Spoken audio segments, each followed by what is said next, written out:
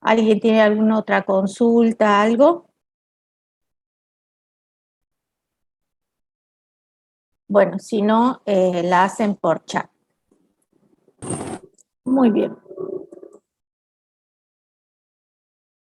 Hoy comenzamos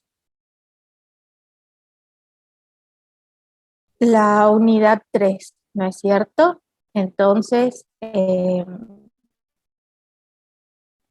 va a ser tema nuevo. Recuerdan que muchas veces yo ya le había aclarado que la unidad 3 es una unidad muy larga junto con la de equilibrio químico, ¿sí? Y nos va a llevar más o menos unas 3 clases darla. Y es importante que la vayan siguiendo ustedes de manera lo más semanal posible, ¿sí? Es una aclaración, digamos, y para antes de comenzar. Bueno, la unidad 3 refiere al enlace químico. La importancia del enlace químico es justamente cómo existen los materiales o las diferentes sustancias a nivel macroscópico y a partir de las cuales nosotros vamos a tener que describir e indicar cuál va a ser su comportamiento o justificar su comportamiento, ¿sí? Por eso ustedes ven aquí diferentes, digamos, sustancias, algunas líquidas, otros sólidos, ¿sí? Como puede ser el agua, el diamante, el oro, el cloruro de sodio, ¿sí? Que en realidad tienen un aspecto macroscópico. Vemos, por ejemplo, un metal que es un sólido, como el oro, que va a tener un enlace metálico que le va a dar determinadas propiedades. El agua, que es un compuesto covalente y en este caso es un líquido. El diamante, que es una forma en que se encuentra el carbono en la naturaleza y que también tiene una estructura especial y que se acuerdan que al ser el carbono es un elemento, digamos, no metálico y por eso va a tener enlace covalente, lo mismo que el agua. Y después tenemos el cloruro de sodio, que es la sal de mesa, que es el compuesto más común que nosotros muchas veces tratamos y que se refiere a un compuesto iónico. ¿Por qué? Porque tiene enlace iónico donde hay una atracción electrostática entre cationes y aniones, ¿sí? Entonces, todo esto es lo que vamos a analizar, pero no solo lo que pasa en la sustancia, sino también para formar, por ejemplo, la molécula de agua, sino también cómo interaccionan las moléculas de agua entre sí. Eso también lo vamos a analizar en esta unidad y por eso es que vamos a hablar de fuerzas intermoleculares, que serían de atracción entre moléculas y no entre átomos, como es el enlace químico, ¿sí? Para poder avanzar, siempre tenemos que tener en cuenta que los conocimientos de las unidades anteriores son útiles para las nuevas unidades. En este caso, la tabla periódica, porque si se acuerdan, hablamos de electronegatividad, que dijimos que iba a ser una propiedad que la íbamos a utilizar para el enlace químico, ¿sí? Y yo la clase pasada no les hablé, pero sí está en las diapositivas, ¿sí? Sobre las propiedades de los metales. ¿Por qué? Porque nosotros vimos que en la tabla periódica teníamos metales, no metales, gases nobles y metaloides. Y uno de los temas que íbamos a analizar, diríamos, en la tabla periódica eran las propiedades de los metales, los no metales y los metaloides. ¿Por qué no las vimos la clase pasada y las vemos ahora? Porque en realidad esas propiedades tienen que ver con el comportamiento físico y químico y que tiene que ver con el enlace, ¿sí? Y la capacidad de ionizarse. Entonces, a manera general, en los metales saben que tenemos el grupo 1 y 2, que son los más representativos, y que serían los metales alcalinos y alcalino-térreos respectivamente. Los alcalinos, dice justamente, pertenecen al grupo 1 de la tabla periódica, todos tienen un solo electrón en su nivel energético externo, configuración electrónica del electrón de valencia NS1, estamos repasando lo que ya vimos de tabla periódica, ¿sí? Entonces todos los elementos del grupo 1 tienen N que corresponde a ¿quién? ¿Qué es N?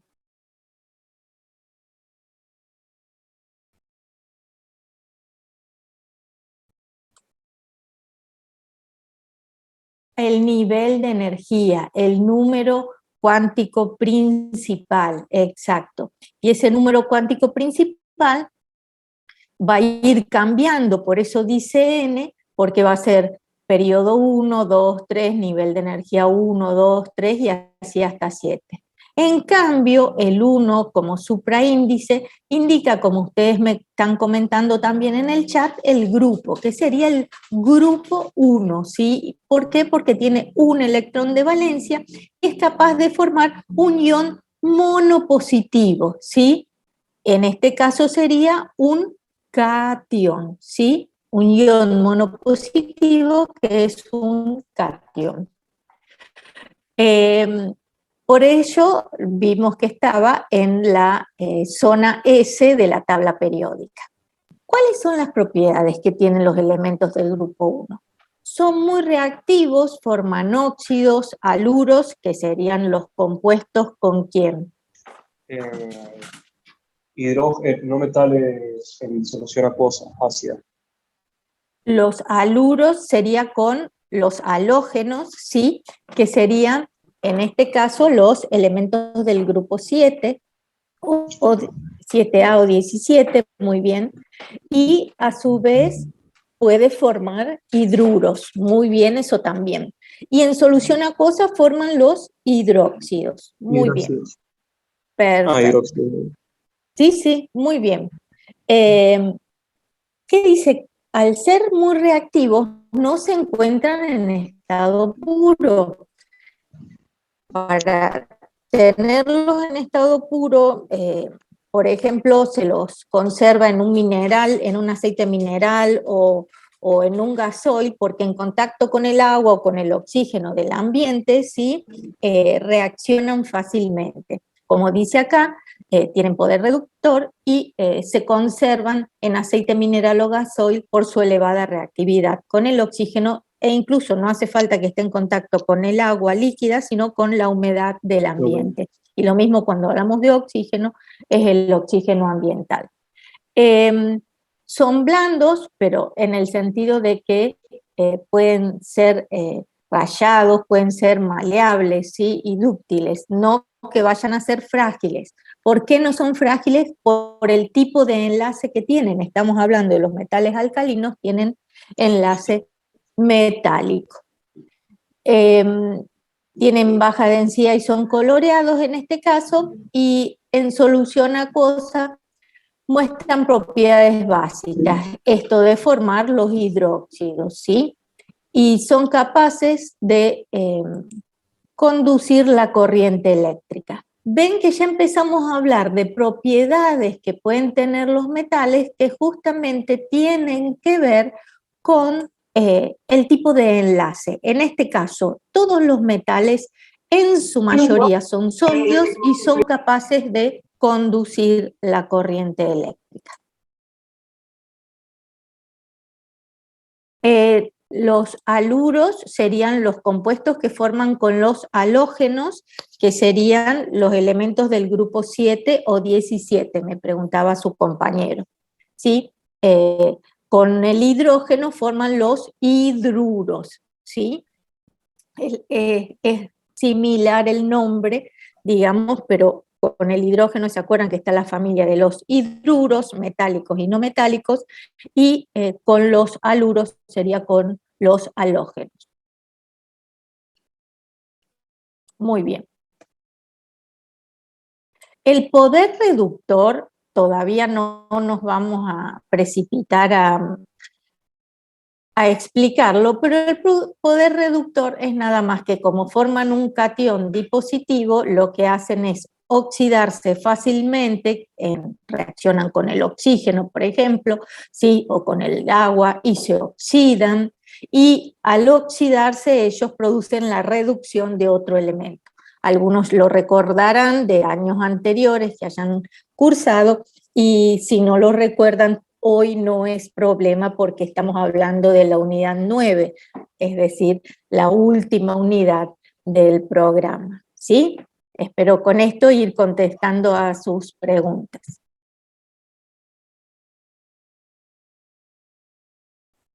¿Qué otro grupo tenemos que sea representativo dentro de los metales? Sería el grupo de los metales alcalino-térreos o grupo 2 de la tabla periódica o 2A, donde están el berilio, magnesio, calcio, estroncio, bario, radio, ¿sí? El radio, el último de ellos, a veces no se lo considera tanto dentro de las propiedades similares porque es inestable y entonces no sigue la tendencia. Tienen electronegatividades de nuevo menores a 1,3 según la escala de Pauli, quiere decir que cuando vayamos a formar los enlaces los vamos a tener en cuenta. Y hablando de las configuraciones electrónicas, tienen los electrones de valencia por pertenecer al grupo 2, son 2, ¿sí? La configuración electrónica de los electrones de valencia va a ser ns2, donde, vuelvo a repetir, n van a ser el número cuántico principal que variaría dentro de la tabla periódica en los periodos conocidos de 1 a 7. En este caso, digamos, como son elementos del grupo 2, ustedes saben que empiezan un escalón más abajo que el hidrógeno. Entonces, N empieza desde 1.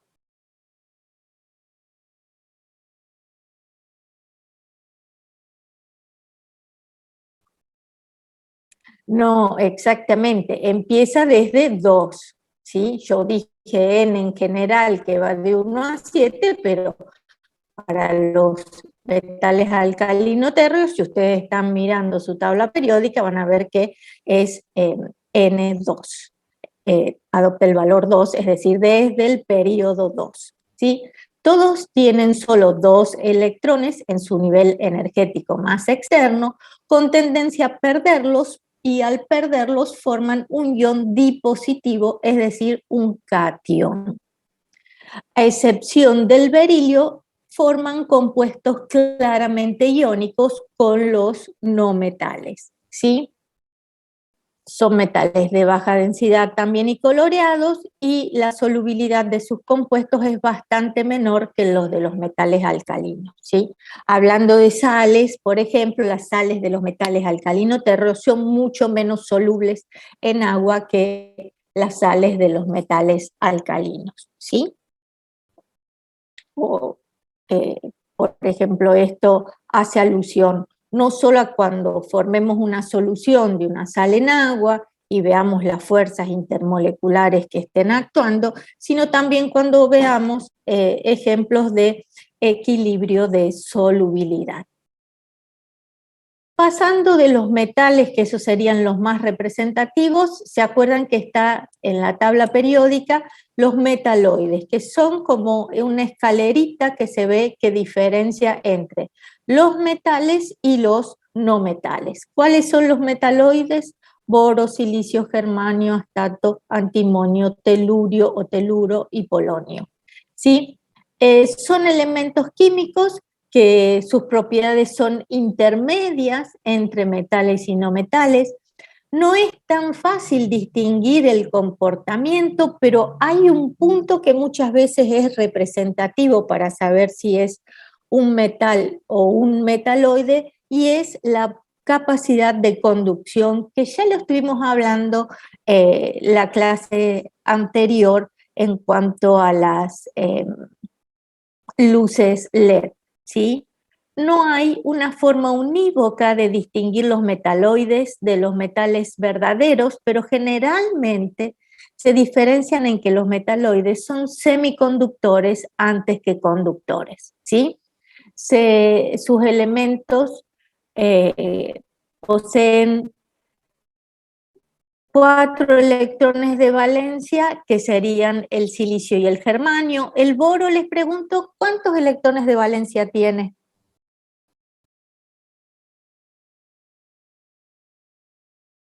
Y el arsénico, bien, el boro tiene 3, el arsénico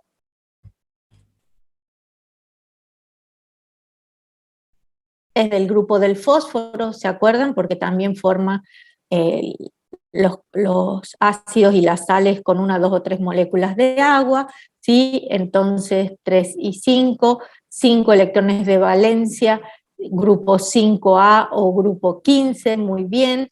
¿Y qué pasa con el antimonio, el teluro o telurio y polonio? ¿Los están ubicando en la tabla periódica?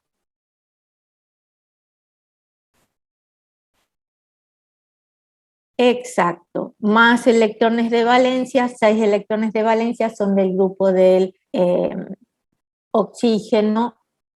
A ver por si alguien no está viendo una tabla periódica.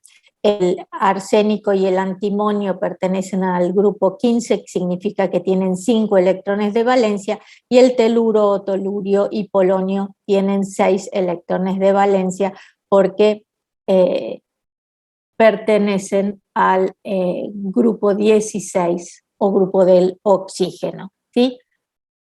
Todo esto porque dice que en general tienen 4 electrones y en realidad son los que pertenecen al grupo 4 o 14 los que tienen 4, y con esto ustedes han ubicado al resto de los metaloides en la tabla periódica y han visto que tienen diferentes cantidades de electrones de valencia, ¿sí? Tanto el boro como el arsénico, si recuerdan, se usaban para dopar el semiconductor, que es el silicio, que es un ejemplo de metaloide ampliamente utilizado en la fabricación de elementos semiconductores en la industria electrónica, como diodos, circuitos integrados, microprocesadores, etc. Entonces, con eso avanzamos un poco más en lo que es los elementos que forman la tabla periódica: metales, metaloides y no metales. Los no metales, sí, también son una clasificación dentro de la tabla periódica. ¿Por qué? Por sus propiedades de enlace y de ionización. Todos en función de las propiedades de enlace y de ionización o disociación.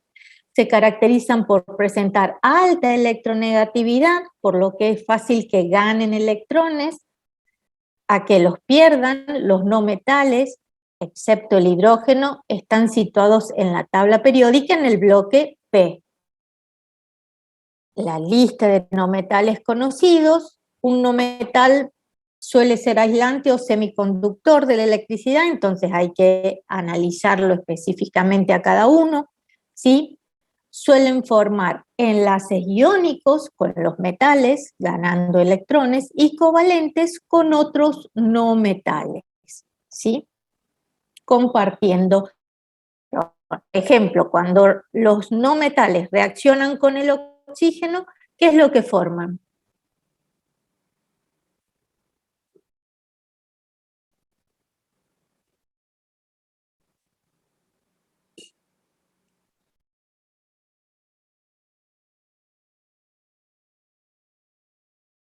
Forman justamente los óxidos ácidos, que son compuestos formados por 2 no metales, recuerdan, donde el oxígeno tiene estado de oxidación -2.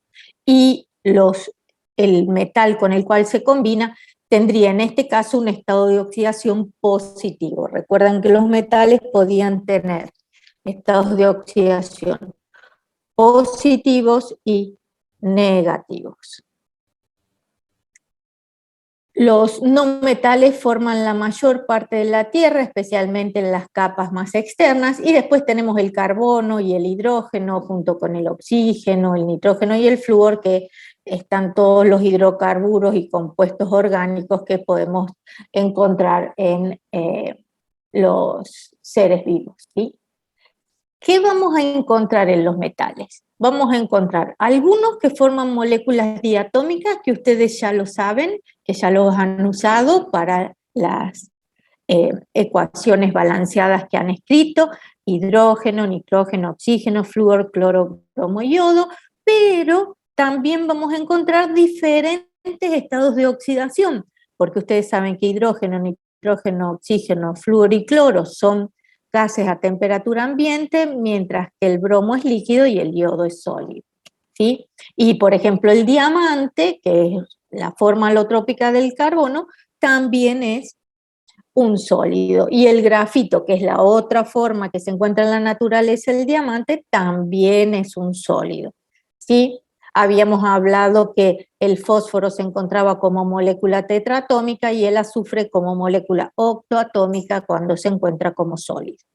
No tienen lustre, no brillan, poseen diferentes colores y entonces diferentes estados de agregación también. Agrego yo para lo que estuvimos hablando. Los sólidos suelen ser quebradizos, algunos pueden ser duros y otros blandos. ¿Cuál es el más duro? El carbono en su forma alotrópica de diamante, y uno blando sería el carbono en su forma alotrópica de grafito. ¿Por qué? Porque es la mina del lápiz que nosotros usamos para escribir, ¿sí? O se utiliza como lubricante también. Ya vamos a ver que está formado por capas.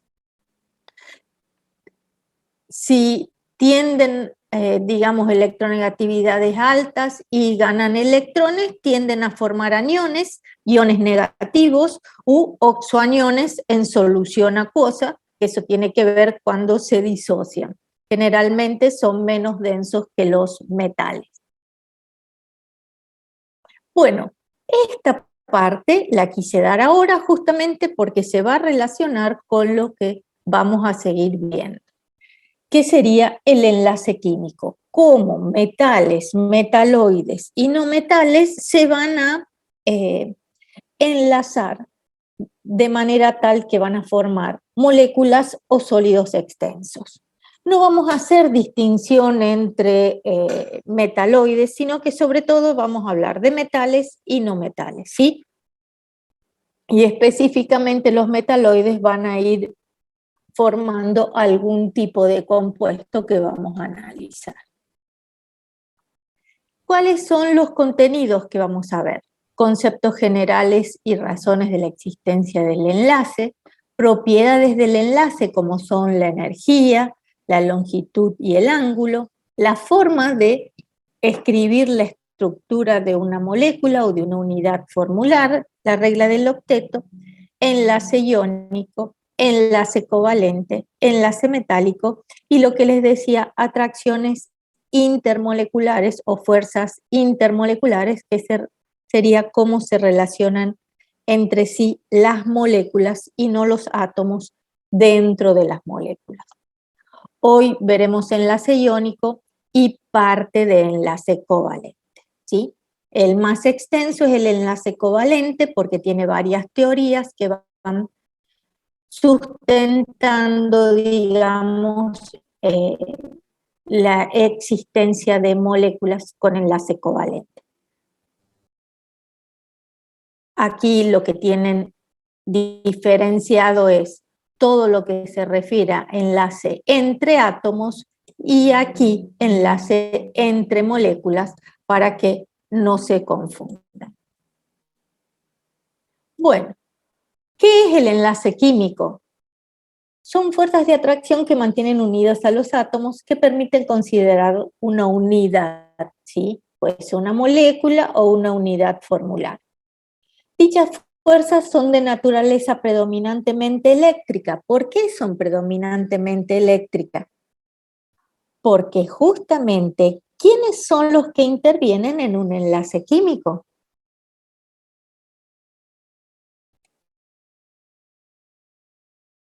Los electrones. Exacto. ¿Cuáles? Los de Los de valencia. la capa de valencia, sí. Exacto, los electrones más externos o de la capa de valencia.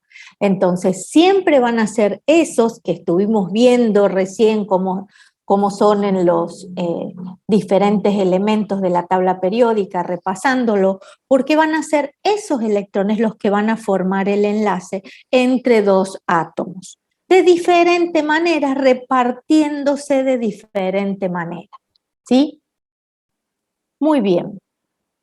¿Por qué se forman los enlaces? En general, siempre hablamos que los elementos químicos no existen como especies atómicas en la naturaleza, a excepción de los gases nobles o raros, ¿sí?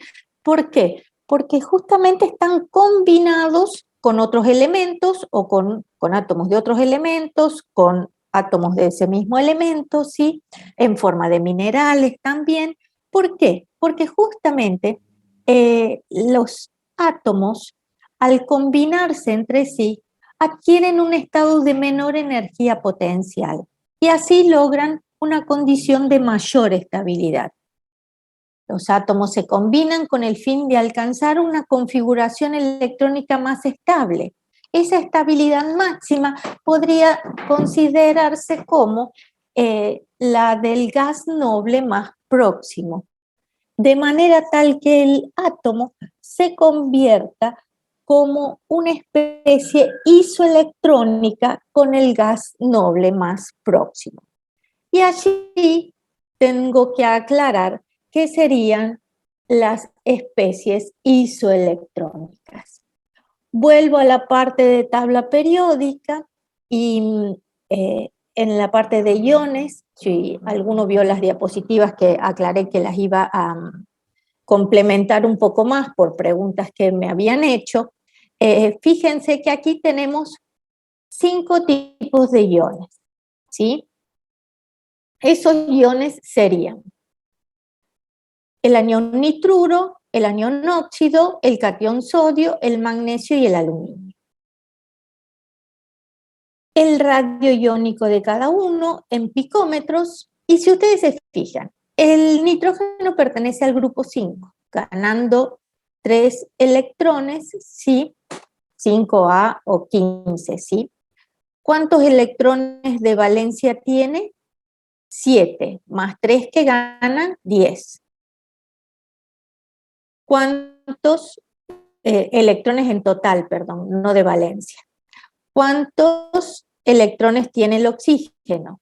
8, porque estoy mirando la carga nuclear, ¿sí? Entonces, el número de electrones que tiene el átomo es el mismo que protones en el núcleo, ¿sí? Entonces, el oxígeno tiene 8 electrones. Si gana 2, adquiere una carga binegativa, ¿sí? O 2 cargas negativas, se transforma en un anión y posee 10 electrones. ¿Qué pasa con el sodio, el magnesio y el aluminio? El sodio, ¿a qué grupo pertenece de los que estuvimos viendo recién? ¿A qué grupo pertenece el sodio? El sodio pertenece al grupo 1 o 1A, muy bien. El magnesio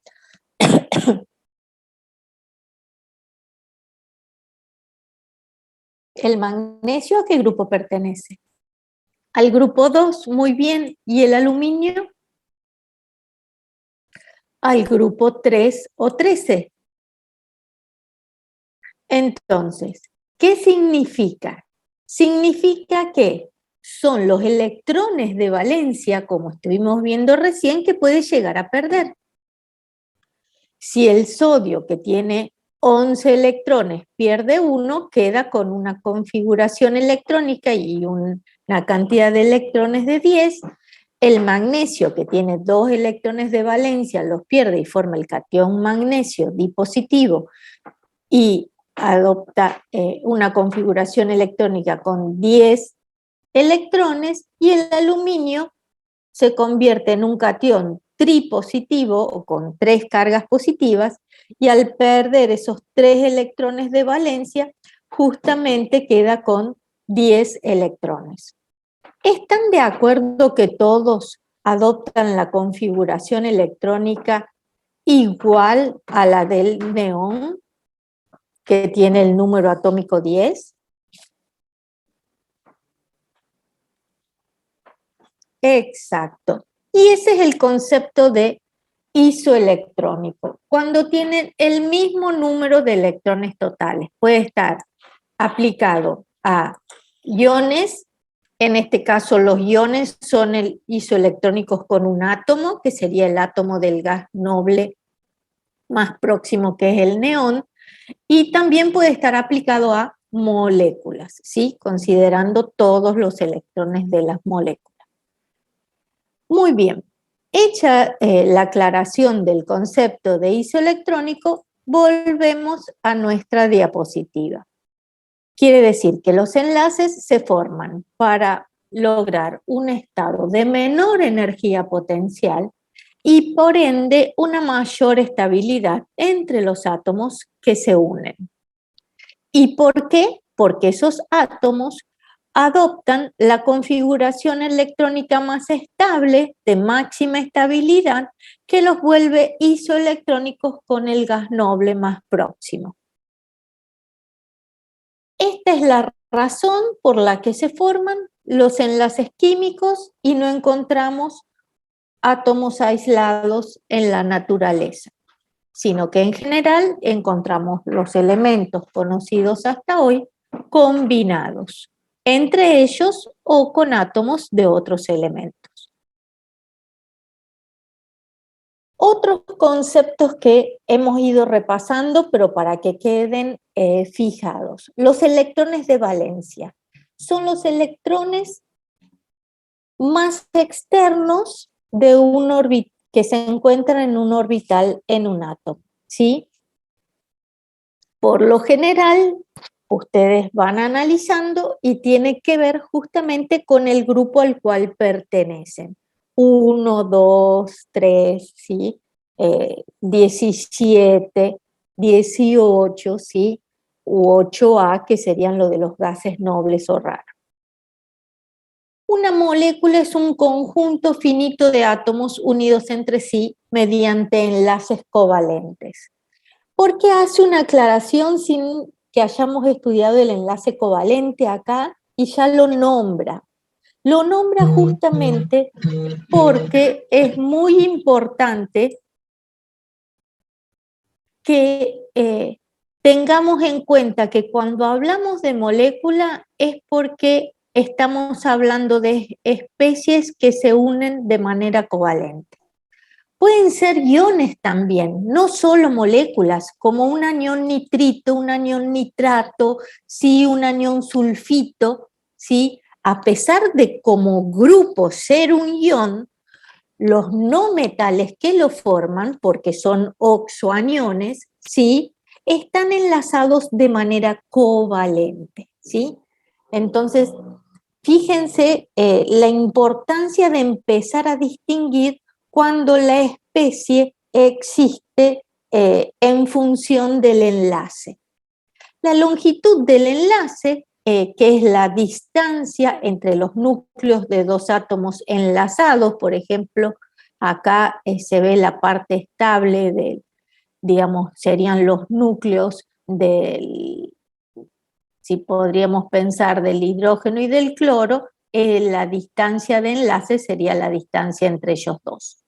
O lo mismo, si el enlace es iónico, la distancia entre los núcleos daría la longitud de enlace, que sería la suma de los radios iónicos. Y acá, al ser un enlace covalente, sería la suma de los radios atómicos. Y fíjense cómo sigo utilizando vocablos que tienen que ver con lo que hablamos en cuanto al análisis en la tabla periódica de radio atómico y radio iónico, ¿sí? Estaba el radio atómico covalente, el radio atómico de Van der Waals, que era para los gases nobles, el covalente era para los enlaces entre no metales, y el radio atómico metálico, porque Era para las especies que tenían enlace metálico, que son los metales, vaya la redundancia. El ángulo de enlace es el ángulo entre enlaces adyacentes. El ángulo de enlace, acá está puesta la molécula de agua para que vayan discriminando. El ángulo de enlace sería el que forman los tres átomos, los dos átomos de hidrógeno y el oxígeno. ¿Por qué? Porque estos serían los dos enlaces adyacentes, ¿sí?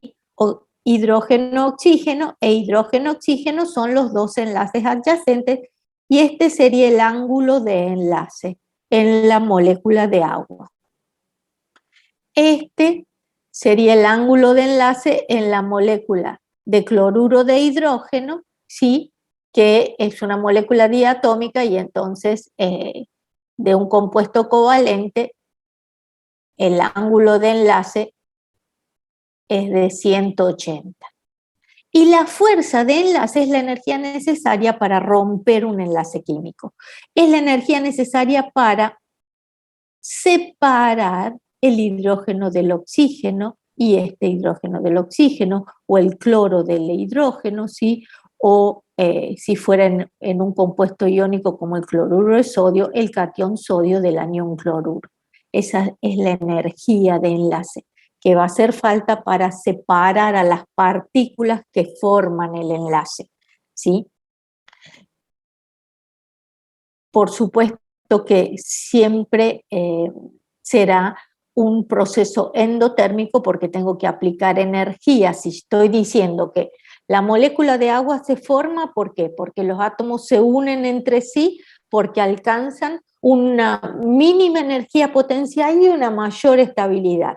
Si el agua es la forma más estable en que se pueden enlazar, o una de las formas más estables en la que se puede enlazar hidrógeno y oxígeno, ¿sí? Significa que si yo quiero separar hidrógeno y oxígeno del agua, voy a tener que aplicar energía y el proceso será endotérmico, quiere decir que va a necesitar el sistema energía para producir la rotura de los enlaces. Muy bien.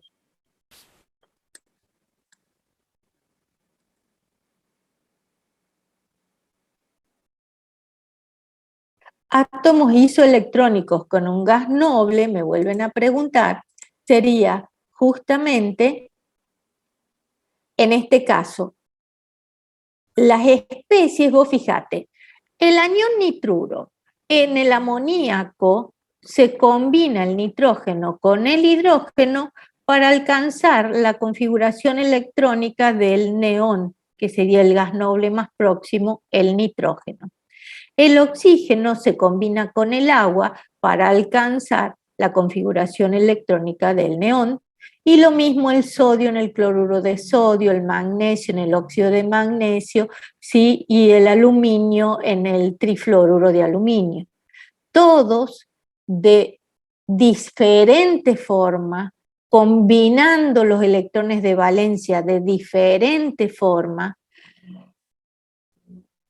actúan o reaccionan frente a otros elementos para formar compuestos estables. ¿Por qué? Porque ellos mismos alcanzan una configuración electrónica o una configuración isoelectrónica igual número de electrones que el gas noble más próximo. En el caso de los aniones es posterior y en el caso de los cationes es el gas noble anterior. Y nos estamos refiriendo al neón. ¿Se entiende?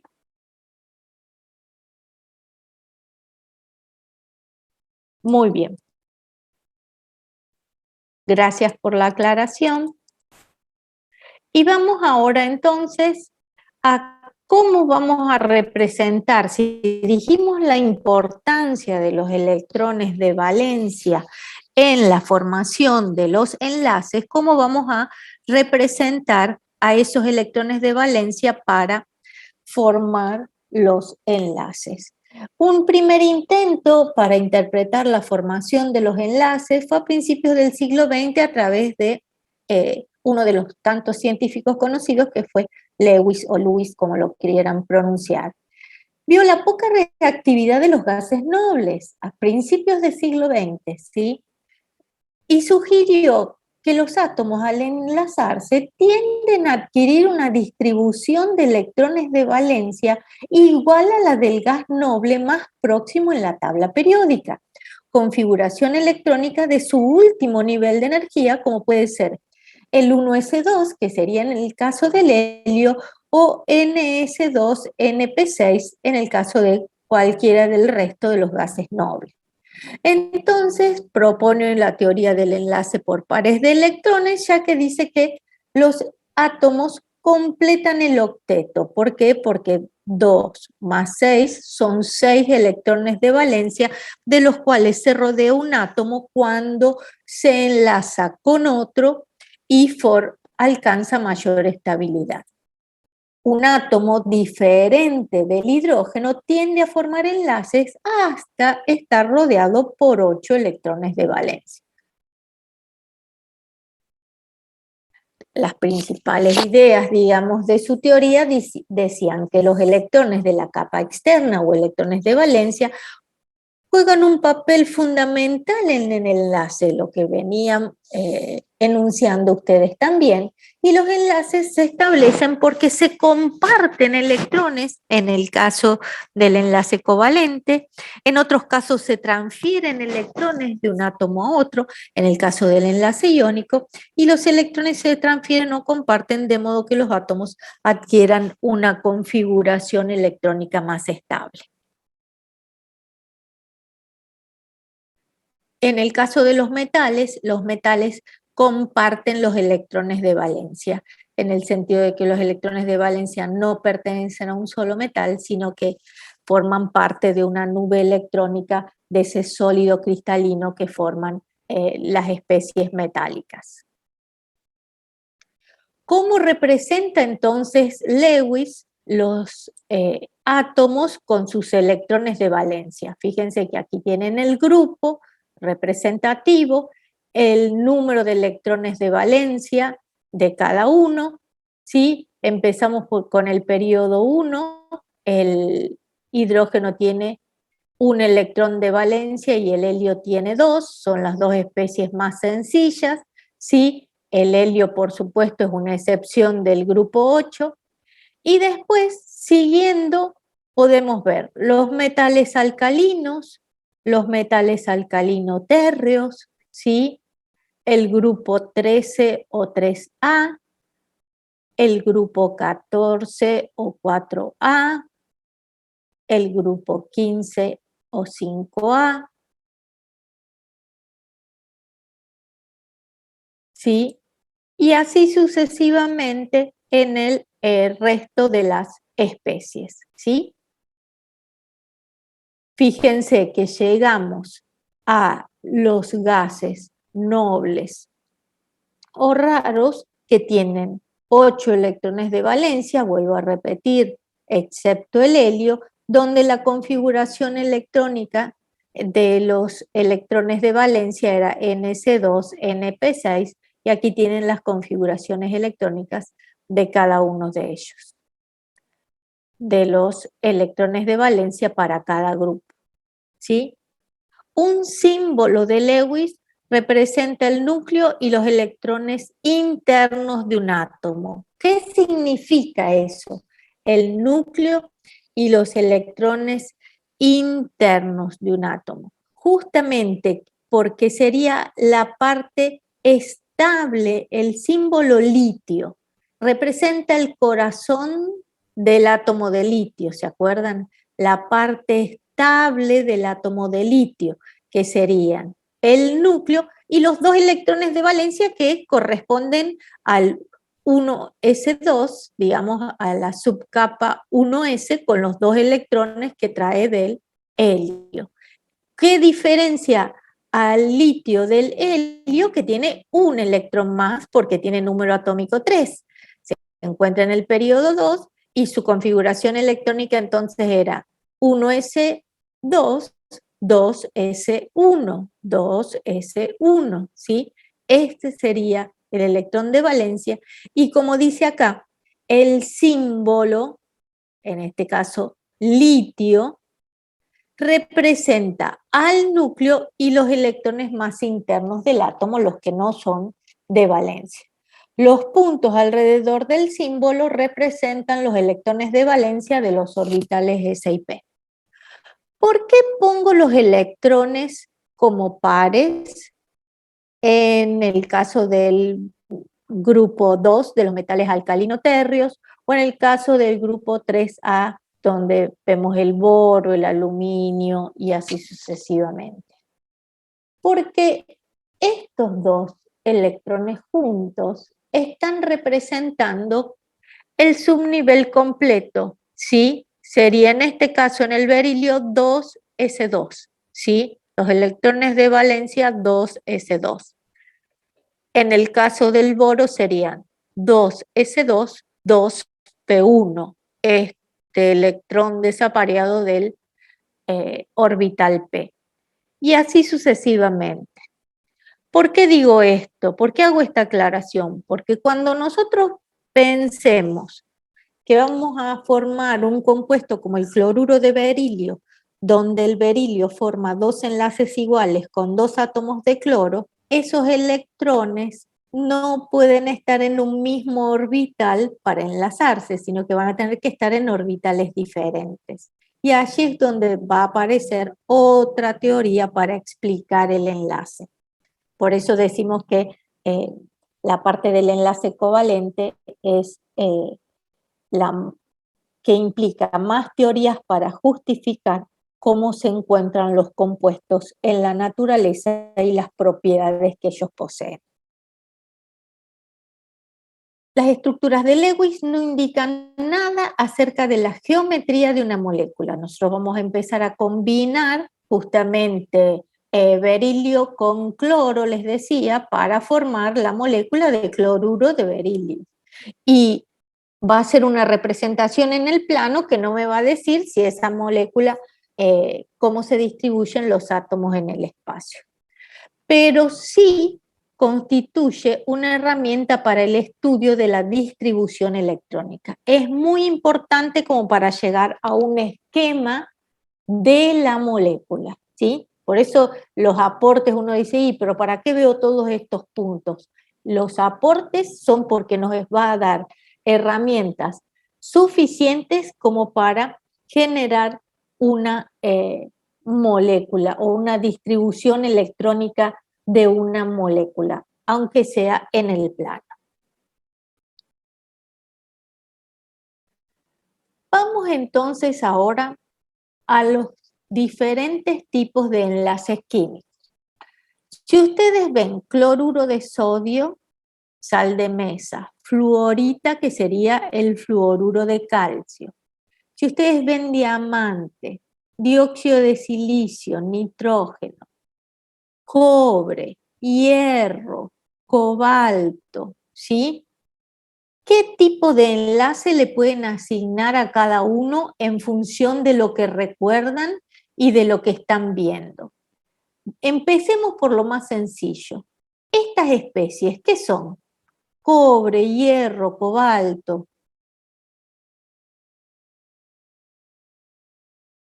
Son metales y por ende tienen enlace metálico.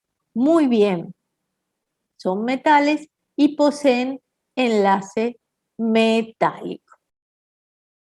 ¿Qué pasa cuando ven el cloruro de sodio, el fluoruro de calcio, que son especies formadas por metales y no metales?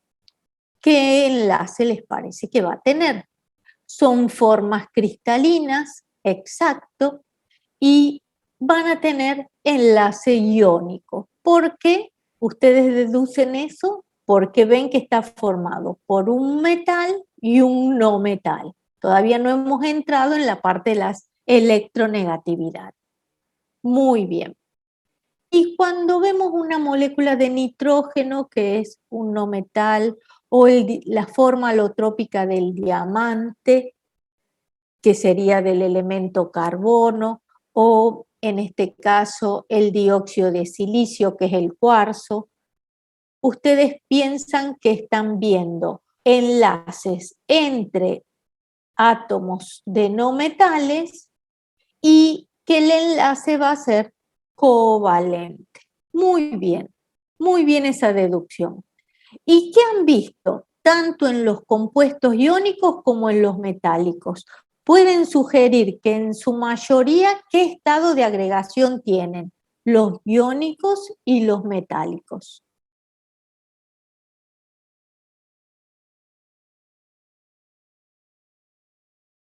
Sólido, exactamente, tienen estados de agregación sólidos. En cambio, cuando ven los compuestos covalentes, ven sólidos cristalinos, algunos de ellos. También el dióxido de silicio existe como el vidrio y sería un sólido amorfo, ¿sí? Y ven la molécula diatómica de nitrógeno, que en este caso lo ven como un líquido, porque está subenfriado, ¿sí? Pero cuando yo lo trasvaso a otro recipiente, enseguida pasa a la fase gaseosa, ¿sí? Entonces, en los compuestos covalentes, ¿ven una forma única de estados de agregación?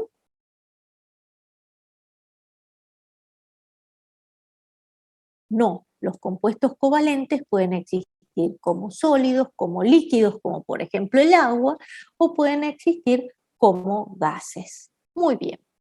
Entonces, ahora sí, vamos a los tipos de enlaces químicos, iónico, covalente y metálico. ¿Quiénes lo forman? Sí, metal y no metal en el enlace iónico, no metal en el enlace covalente y metal en el enlace metálico. Por supuesto que puede ser una aleación y van a tener diferentes metales, y si no, simplemente pensar que son un montón de átomos de cobre juntos, un montón de átomos de hierro juntos y un montón de átomos de cobalto juntos, ¿sí?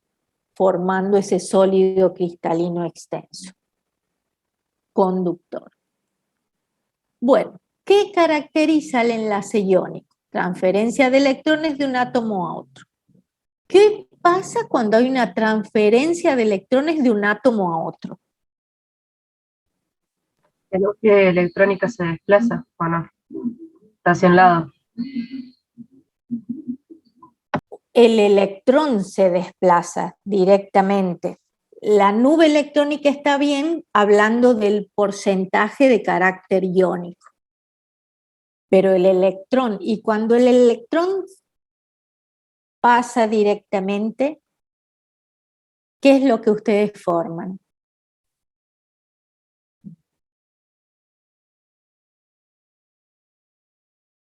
En un enlace iónico. Cationes y aniones, muy bien. Especies positivas y especies negativas que se atraen electrostáticamente, ¿sí? Muy bien. En el caso de los no metales, ¿qué es lo que pasa con los electrones de valencia? Algunos de ellos, ¿qué es lo que hacen? ¿Se comparten o no? Exacto, se comparten pares de electrones, muy bien. Comparten pares de electrones, pueden compartirlos todos o no. Ya vimos en el agua, por ejemplo, que había pares de electrones enlazantes y pares de electrones no enlazados o no compartidos. Y en el caso del enlace metálico, los cationes de una red, porque son su mayoría sólidos cristalinos, se mantienen unidos a través de electrones deslocalizados. Lo que yo les decía antes, que se forma una red cristalina, tenemos los cationes, que sería el núcleo más la parte estable de los electrones, digamos, los internos, que en su conjunto forman el gas noble anterior, la configuración electrónica del gas noble anterior, y los electrones de valencia que se pueden deslocalizar. ¿Qué significa que se puedan deslocalizar? Que no pertenecen a un átomo en especial, sino que pueden moverse entre los cationes de ese enlace metálico. Y al poder moverse entre los cationes, hace que sean conductores, que es una de las propiedades que dijimos que tenían los metales alcalinos, alcalino-térreos, y de la cual se diferenciaban en general los metales de los metaloides, porque los metales son conductores. En cambio, algunos metaloides son semiconductores. Muy bien.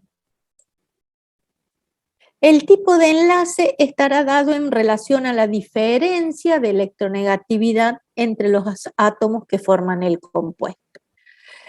Por un lado, vamos a ver la naturaleza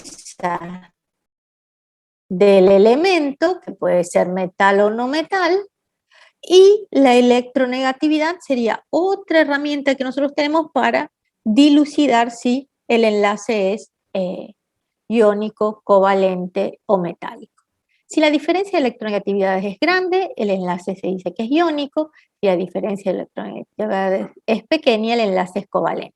En sentido estricto, no hay ninguna sustancia 100% iónica. De ahí cuando su compañera me dice que hay un desplazamiento de la nube electrónica en el compuesto iónico, es justamente pensando que no pasa el electrón directamente, sino que es la nube electrónica la que hace que se formen o el catión o el anión, ¿sí? O que lo piense como un catión y un anión, ¿sí? Es que la mayor densidad de carga positiva está sobre el metal del compuesto iónico y la mayor densidad de carga negativa está sobre el no metal o la mayor densidad electrónica.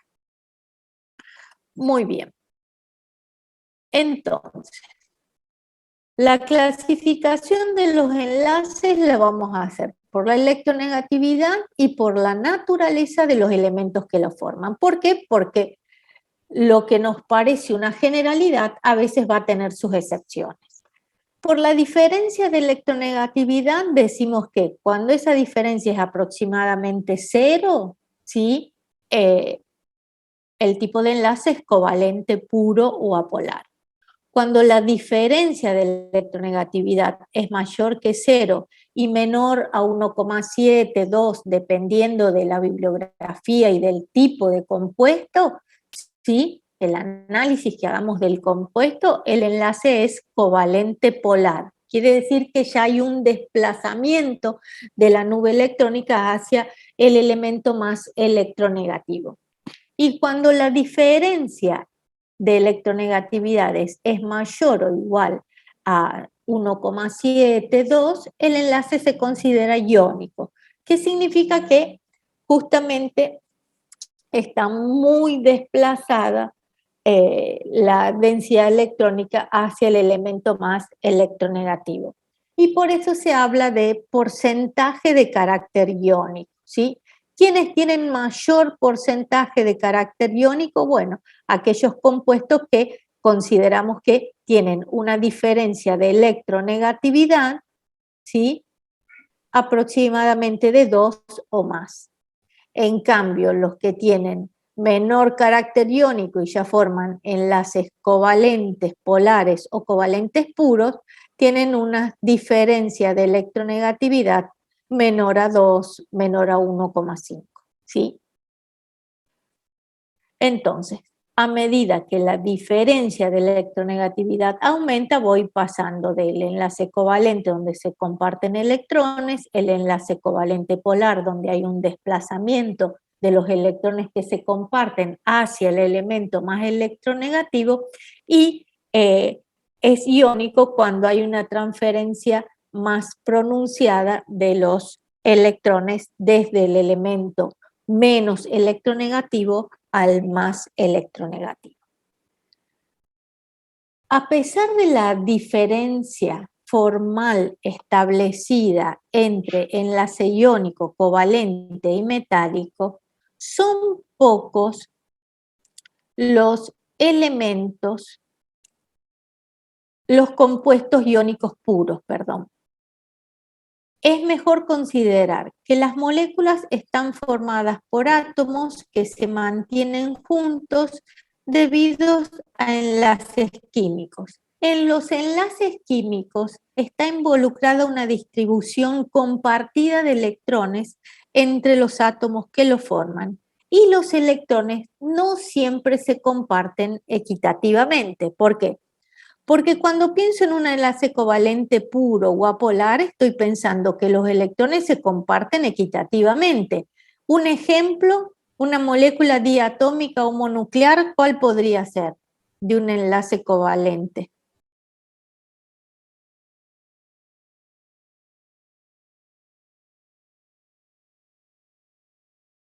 Estamos hablando de cómo se reparten los electrones o cómo se comparten los electrones en un enlace químico y cómo no se comparten de manera equitativa.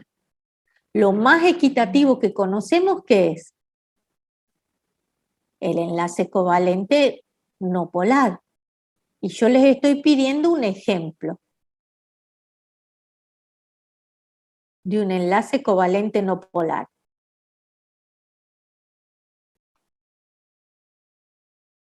La molécula de oxígeno, muy bien, la molécula de hidrógeno, la molécula de cloro que tienen puesta acá, la molécula de flúor que tienen puesta acá, serían lo más semejante a una, a compartir equitativamente el par de electrones. A medida que cambian las electronegatividades, ya se sabe que no se comparte equitativamente el par de electrones. ¿Por qué? Porque el elemento más electronegativo atrae con más fuerza al par de electrones.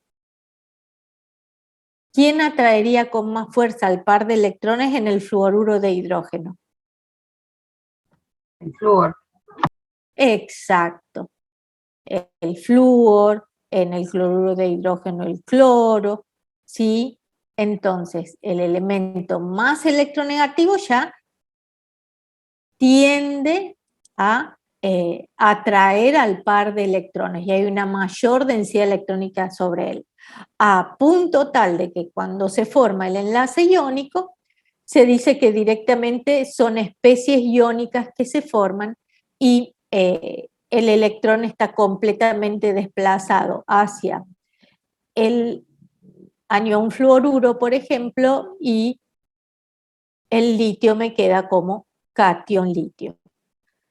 Como en realidad, si vemos en la gráfica que el 100% no tiene carácter iónico, no tiene ningún compuesto, que dicen que son pocos los compuestos iónicos puros, ¿sí? Siempre se hace un triángulo donde en cada vértice se está representando a un tipo de enlace químico. El enlace metálico, el enlace iónico y el enlace covalente. Si tuviéramos la diferencia de electronegatividad en el eje Y, ¿sí? En ordenadas, y electronegatividades promedio, ¿sí? De 0, y algo a 4, sabemos que las menores electronegatividades, ¿quiénes las tienen?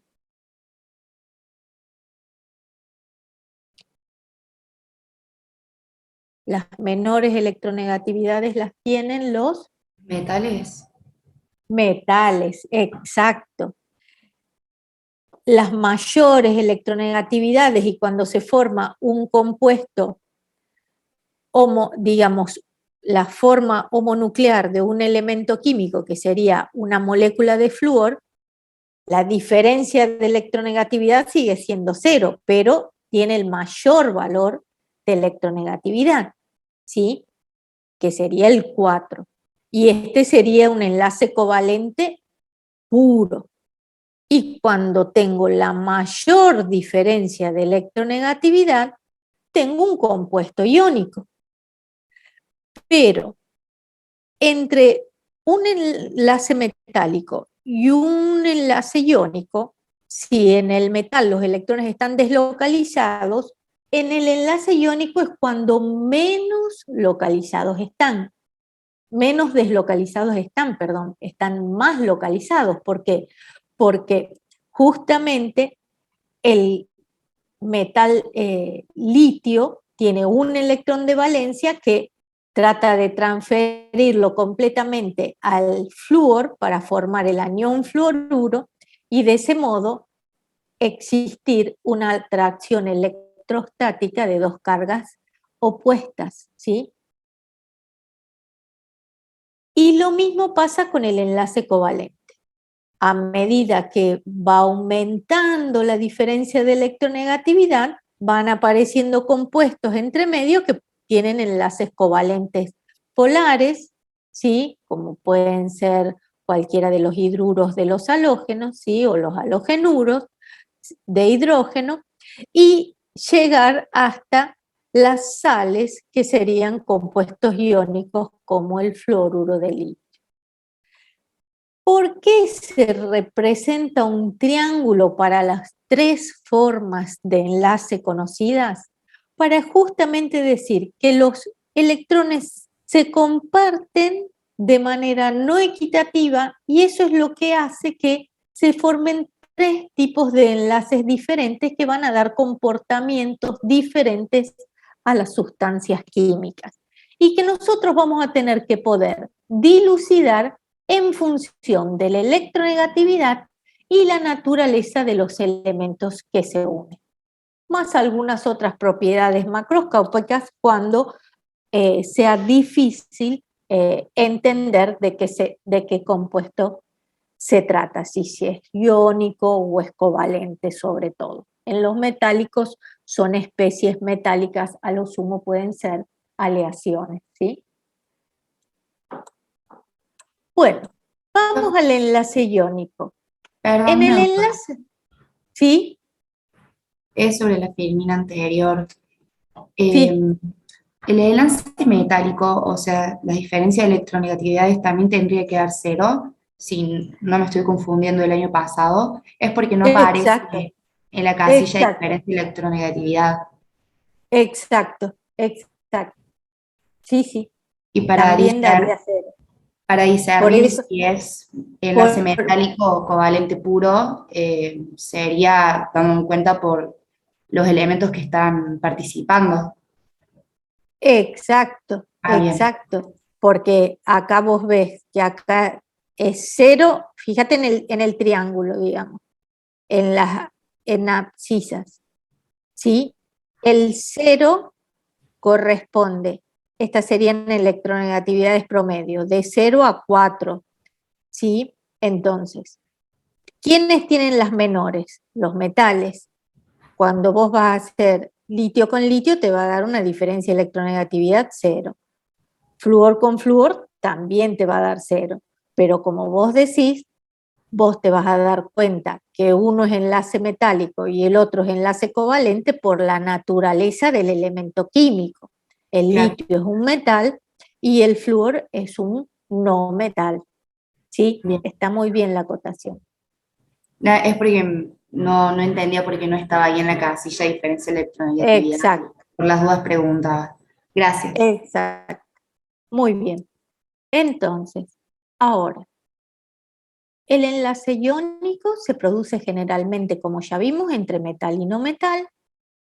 Es el enlace que se genera por las atracciones electrostáticas entre iones de cargas opuestas y los iones se forman por la transferencia de electrones de un átomo a otro.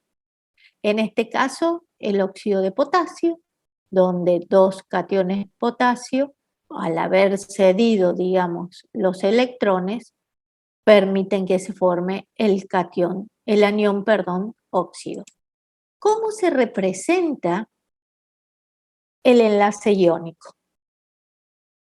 El enlace iónico se representa justamente a partir de entender cómo combinándose un metal y un no metal, como puede ser el sodio y el cloro, me dan un compuesto, en este caso el sodio cediendo un electrón y transformándose en catión, y el cloro ganando ese electrón y transformándose en anión cloruro, cada uno de los iones que forman el compuesto adopta la configuración electrónica de un gas noble, y por eso se justifica que se forme el enlace iónico, ¿sí?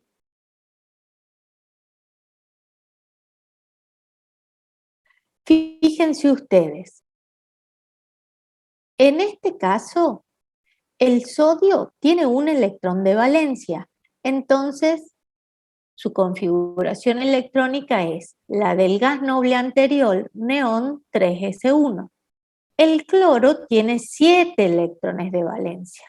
Su configuración electrónica es la del neón, que corresponde a la parte estable del cloro, 3s2, 3p5. ¿Cómo se modifican las configuraciones electrónicas de los átomos una vez que se transforman en iones y forman el compuesto iónico? El metal perdiendo un electrón, el no metal ganando ese electrón. De manera tal que es importante que ustedes no solo puedan escribir esto, sino que también justifiquen a través de las configuraciones de los gases nobles a los cuales alcanzan tanto el metal como el no metal al transformarse en iones. Fíjense en este caso, si al perder un electrón el sodio alcanza la configuración electrónica del neón, y el cloro al ganar un electrón alcanza la configuración electrónica del argón. Por eso es importantísimo que ustedes alcancen a escribir todo esto, y no solo esto, o poner que es un enlace iónico cuando les damos cloruro de sodio, fluoruro de litio, ¿sí? Las diapositivas de hoy no están, para los que están preguntando. A ver, ahí vuelvo a la que querías copiar, no sé si es esta, pero ya luego de la clase la voy a subir, ¿sí?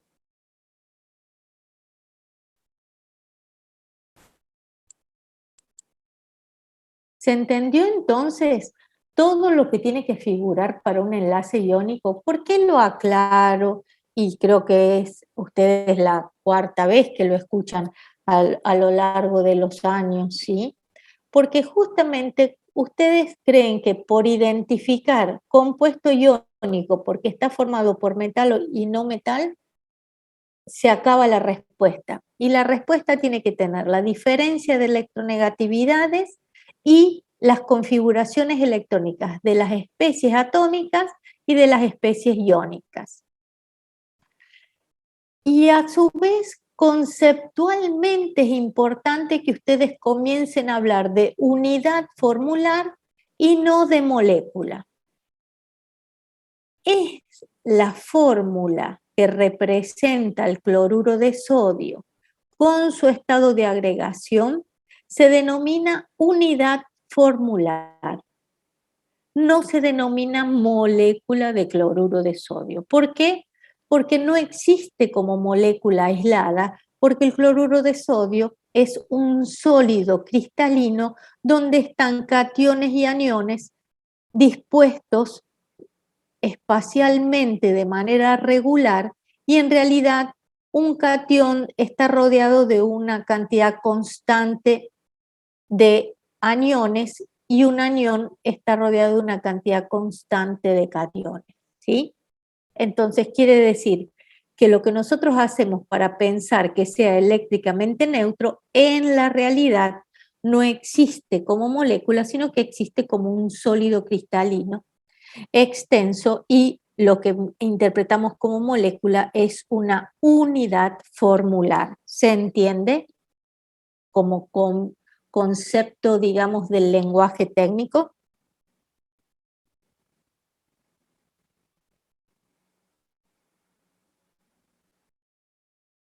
Sí, profe. Profe, entonces, Bien. ¿cuándo podría llamarse molécula? En los covalentes, por eso en esa diapositiva dice que los enlaces covalentes forman moléculas, son las que forman los enlaces covalentes, cuando vimos la parte de conceptos generales. Molécula, conjunto finito de átomos unidos entre sí mediante enlace covalente, o lo que yo les decía, un oxoanión tiene enlace covalente, pero ya no forma una molécula, sino que forma un oxoanión. ¿Se entiende? Sí, profe, gracias. Otras formas de representar, ¿sí? En este caso yo quería hacer hincapié en el óxido de litio, ¿sí? Que bien que el óxido de litio tiene en su relación porcentual 2 átomos de litio y 1 de oxígeno. Muchas veces en lugar de poner un 2 acá, uno pone un catión litio a cada lado porque es como mentalizarse un poco más de que esto no es una molécula, es una sucesión de cationes y aniones. Una unidad formular donde los cationes están rodeando a los aniones para que esa unidad formular sea eléctricamente neutra.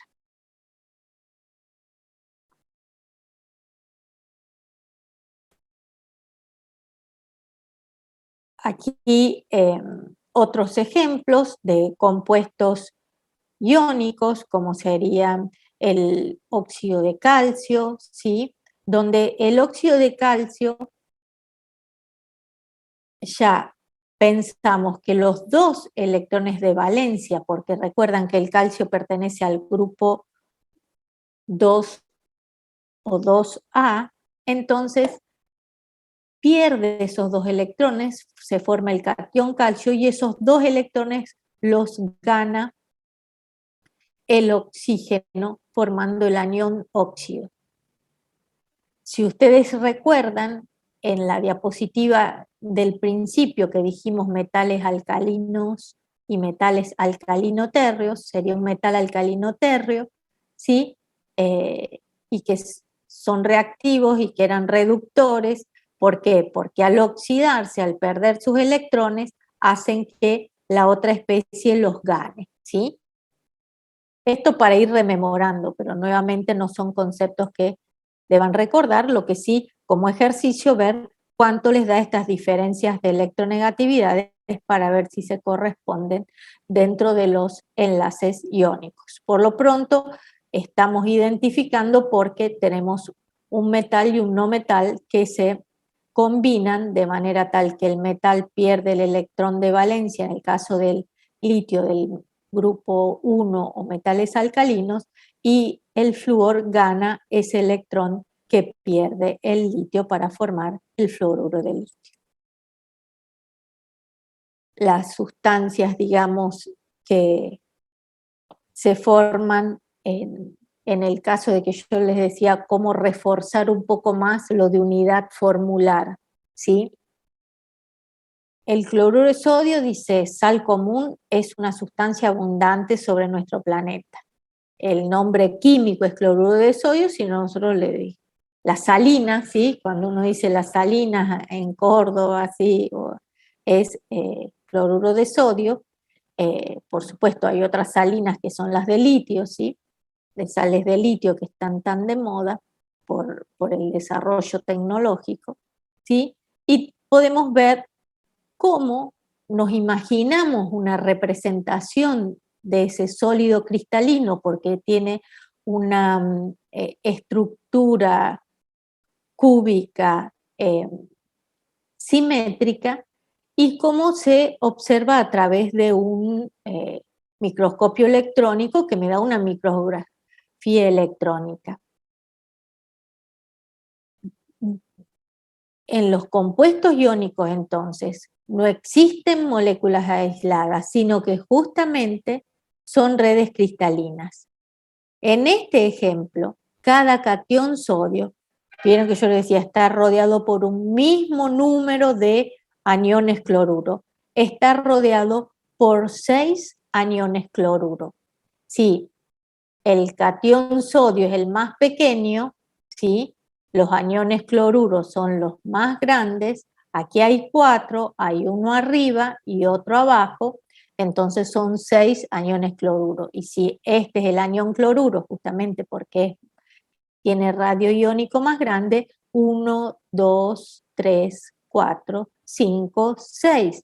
Y entonces, si cada catión o cada anión está rodeado por 6 especies de carga opuesta, no es lo mismo que nosotros estamos pensando que el cloruro de sodio se escribe un átomo de cloro y un átomo de sodio. ¿Se entiende? Por eso la importancia de reforzar el compuesto y decir, esto no es una molécula, es una unidad formular. Bueno, esto era para explicitarlo un poco más. Los compuestos iónicos son muy estables, ¿sí? Suelen tener puntos de ebullición altos y por eso una medida de la estabilidad del compuesto iónico lo da la energía reticular. La energía reticular es la energía requerida para separar un mol de un sólido iónico en sus iones gaseosos. Es una medida de la estabilidad que se alcanza al disponer iones con carga opuestas en un sólido iónico. El proceso es endotérmico, quiere decir que si yo quiero separar los iones de un compuesto iónico, tengo que aplicar energía al sistema. Y si yo tengo un mol de compuesto iónico, quiere decir que tengo un mol de la cantidad de cationes que formen en esa unidad formular, más la cantidad de cationes que formen esa unidad, aniones que formen esa unidad formular, yo para separar en sus iones en estado gaseoso voy a tener que aplicar energía al sistema. De nuevo, esto es un proceso endotérmico, energía del medio ambiente al sistema. Matemáticamente, la energía reticular o electrostática que mantiene unidos los cationes y aniones en un compuesto iónico es proporcional a la carga de los iones e inversamente proporcional a la distancia entre los núcleos.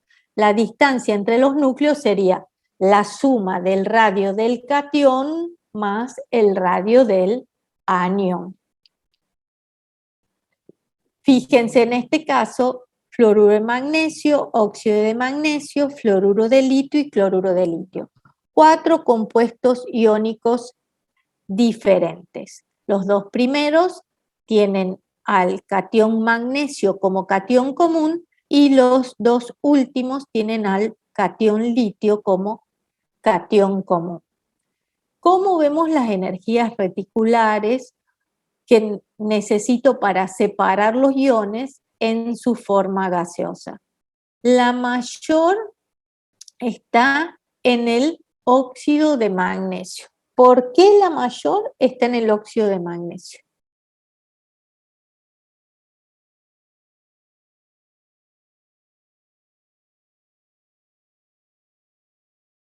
Porque justamente viendo la relación entre cargas, yo veo, comparando, se multiplican las cargas que tenga cada ion, más 2 el magnesio, menos 1 el flúor, más 2 el magnesio, menos 2 el oxígeno.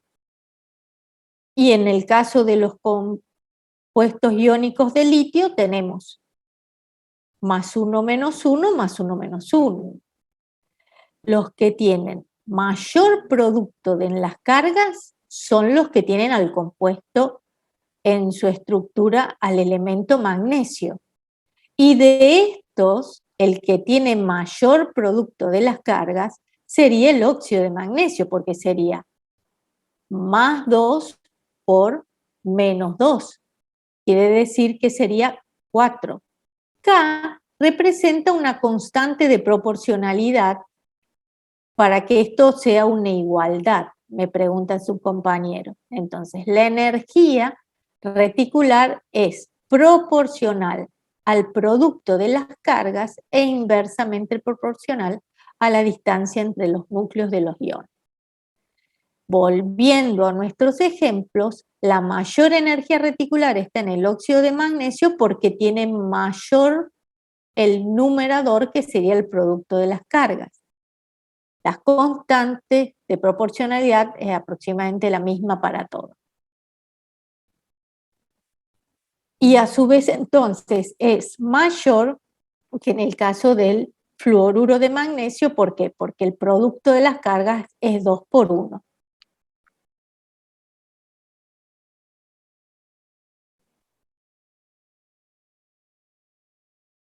¿Qué pasaría con los compuestos iónicos de litio?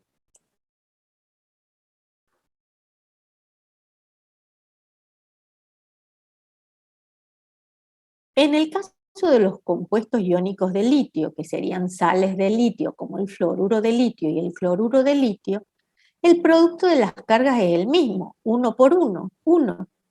Entonces debo analizar la distancia entre los núcleos de los iones. El catión litio tiene un radio y el anión fluoruro y el anión cloruro tienen radios diferentes. ¿Quién tiene mayor radio? El catión es siempre el mismo. Y en el caso del anión, ¿quién tiene mayor radio? ¿El anión fluoruro o el anión cloruro?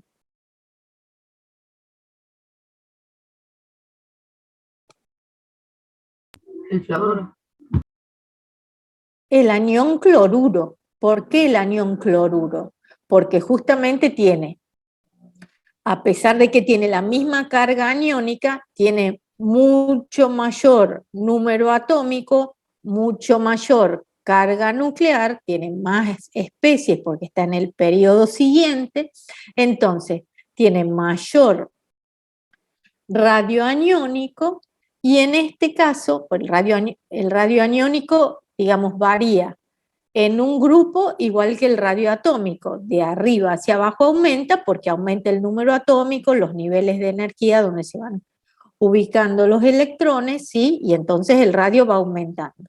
A su vez el radio aniónico es mayor porque hay más electrones que protones en el núcleo. Como es mayor, ¿qué significa? Que el denominador es mayor, y al ser mayor el denominador, este número es más pequeño. Matemáticamente, la energía reticular es menor en el cloruro de litio que en el fluoruro de litio. ¿Por qué? Porque son inversamente proporcionales los valores de las distancias entre los núcleos. R, me preguntan, en el ejemplo del litio sería la distancia entre núcleos. Siempre es la distancia entre núcleos. R o D, ¿sí? Es la distancia entre núcleos. R es el radio de la especie iónica. En este caso, el radio del anión fluoruro y el radio del anión cloruro, que son los dos radios que estás analizando. ¿Por qué? Porque los radios del catión litio son los mismos. Entonces, como el radio del anión cloruro es mayor que el del anión fluoruro, quiere decir que el radio del litio por el radio del anión cloruro te da un número mayor, y en el denominador tenés un número mayor, te va a ser más pequeño el valor de la energía reticular. ¿Se entiende? Bien. Ahora, vayamos a excepciones en cuanto a diferencias de electronegatividades, para que ustedes vean que estamos en compuestos iónicos y vamos a ver especies que lo son y especies que no lo son. El ioduro de litio aproximadamente tiene una diferencia de electronegatividad de 1,5, pero el compuesto es iónico, lo mismo que el fluoruro de cesio, que Ustedes nunca dudarían porque tiene una diferencia de electronegatividad de 3,2. En el yoduro de litio, para que ustedes identifiquen que es un compuesto iónico, uno les diría que es un sólido a temperatura ambiente. ¿Qué pasa con él? Y en este caso, ¿por qué estamos haciendo la aclaración? Porque son dos compuestos formados por metal y no metal. ¿Qué pasaría entonces cuando estamos reconociendo especies que no son compuestos iónicos? El fluoruro de hidrógeno tiene una diferencia de electronegatividades bastante grande, 1,9. Si ustedes se grabaron el 1,7, pueden llegar a clasificarlo como compuesto iónico. Y en realidad es covalente. ¿Por qué? Porque está formado por dos no metales. ¿Y cómo se darían ustedes cuenta? Porque nosotros les diríamos, un compuesto, le pondríamos la fórmula, un compuesto que existe a temperatura ambiente como gas y que en solución acuosa forma un hidrácido. Entonces, significa que no es un compuesto iónico. ¿Por qué? Porque todos los compuestos iónicos son sólidos. ¿Y cómo me doy cuenta que el cloruro de litio es un compuesto covalente si yo veo, digamos, que la diferencia de electronegatividad es 1,5, estaría dentro de compuesto covalente? Pero ¿qué me puede llegar a confundir acá? ¿Qué es lo primero que uno tiene o le viene a la mente? Cloruro de sodio, sal común, compuesto iónico. Cloruro de litio, compuesto iónico. Cloruro de berilio, está al lado del cloruro de litio, compuesto iónico, metal no metal. Y en realidad no es un compuesto iónico, es un compuesto covalente, que es una excepción muy grande porque después también vamos a ver dentro de los compuestos covalentes la hibridación, ¿sí? Estas aclaraciones son muy importantes, por eso lo recalcamos con un signo de admiración, ¿sí? La fórmula de la energía reticular, me piden, es la energía necesaria para separar en sus iones gaseosos un mol de un sólido iónico. Y es proporcional a través de una constante al producto de las cargas de los iones que forman ese compuesto dividido, es decir, inversamente proporcional a la distancia entre los núcleos de los iones. La distancia entre los núcleos de los iones, si ustedes lo piensan,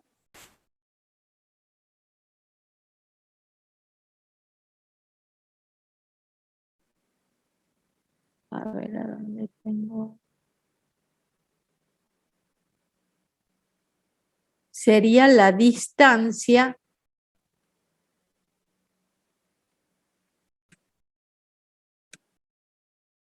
digamos, acá en realidad estas son esferas que se tocan, ¿sí? Esas esferas que se tocan, ya sé dónde lo tengo, es lo que me va a definir cuál es. Fíjense, esta es la representación del cloruro de sodio como un sólido cristalino. Los aniones y los cationes. Los aniones son los más grandes y los cationes son los más pequeños. La distancia es desde el centro de esta esfera, que sería el anión, al centro de esta otra esfera, que sería el catión, ¿sí? Esa es la distancia que hay que considerar. Pero la suma de esa distancia es el radio del anión más el radio del catión. ¿Cómo obtengo esa distancia? Por eso es que cuando analizan energía reticular, analizan en función de los radios de los iones. Dice la distancia entre núcleos de los iones. Y esa distancia entre núcleos de los iones es el radio del anión más el radio del catión. Eso lo voy a agregar en la diapositiva para que se entienda mejor. ¿Se entiende? No, la diferencia es, ¿se entiende lo que preguntaron recién? La fórmula, ¿se entiende la fórmula para poder contestar la próxima pregunta? Me dicen.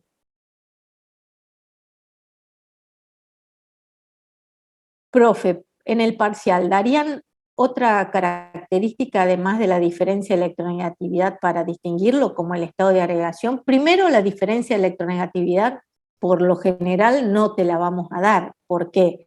Porque la diferencia de electronegatividad está en la tabla periódica, digamos, tenés la electronegatividad de cada elemento y vos haces la diferencia.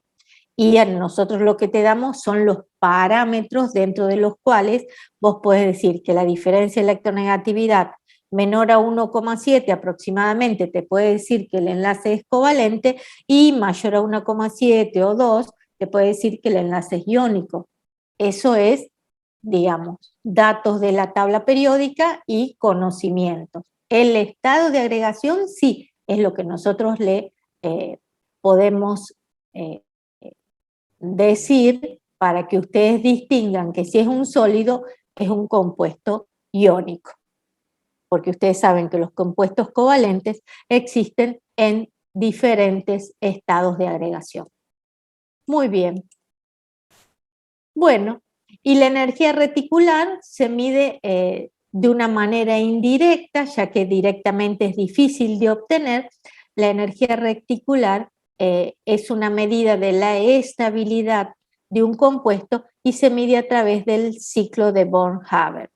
Fíjense que si quiero formar el fluoruro de litio, a través del litio y el flúor, puedo medir el calor de formación, que como justamente voy a un compuesto que es más estable que las especies atómicas solas, me da una energía negativa, es decir, que se desprende al medio ambiente, y si sigo por otro camino formando ese compuesto, vamos a tener que primero pasar de sólido a gas al litio, disociar la molécula de flúor en átomos, ya tengo las especies gaseosas, ahora al litio lo transformo en catión litio, al flúor lo transformo en anión fluoruro, medimos sus energías de ionización y afinidad electrónica respectivamente, y de ahí los combino para alcanzar lo que sería el fluoruro de litio. Es otro modo de calcular la energía reticular, teniendo la energía de formación del compuesto por una serie de pasos, que sería aplicar la ley de Hess. Sí, puedo calcular mi incógnita, que sería 1017, ya que va con signo positivo porque esta es la energía de formación. Si yo los quiero separar, es un proceso endotérmico. Y después tienen como dato diferentes energías reticulares que se ven traducidas en puntos de fusión. A mayor energía reticular, mayor punto de fusión, y ustedes ven acá, en este caso, como en una serie que serían los halogenuros de litio, ¿sí? Los halogenuros de un metal alcalino, como a medida que aumenta el radio aniónico, disminuye la energía reticular y disminuye el punto de fusión. Como voy comparando un dato, digamos, que viene de la relación a nivel iónico a una propiedad macroscópica. Y así sucesivamente con el resto de los compuestos iónicos.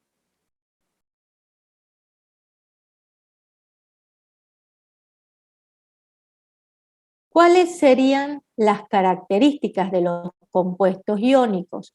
Son sólidos cristalinos, como dijimos, a temperatura ambiente, no forman moléculas, sino unidades formulares porque no son entes discretos, no forman enlaces direccionales, sino que los electrones se transfieren de un elemento a otro y forman redes cristalinas, que sería como está representado acá.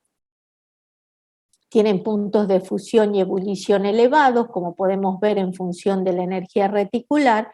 Para fundirlos es necesario romper la red cristalina, estable por las atracciones electrostáticas entre iones de distintos signos o signos opuestos. Son duros, pero frágiles y quebradizos. Si se golpean, se fracturan en planos por repulsión de cargas. Si yo golpeo un sólido cristalino a través de una fuerza externa, llega un momento que desplazo, por ejemplo, esta capa y se encuentran dos cationes. Se produce una repulsión, dos aniones, se produce una repulsión de cargas y automáticamente se fractura el compuesto. De allí que sea una propiedad característica de los compuestos iónicos que sean frágiles y quebradizos. Conducen la electricidad solamente fundidos o en solución, porque cuando están en estado sólido, los electrones no están deslocalizados, ¿sí? Y lo que sí van a conducir son los iones que se pueden movilizar fundidos cuando se aplica una diferencia de potencial, ¿sí? O se pueden desplazar en solución acuosa.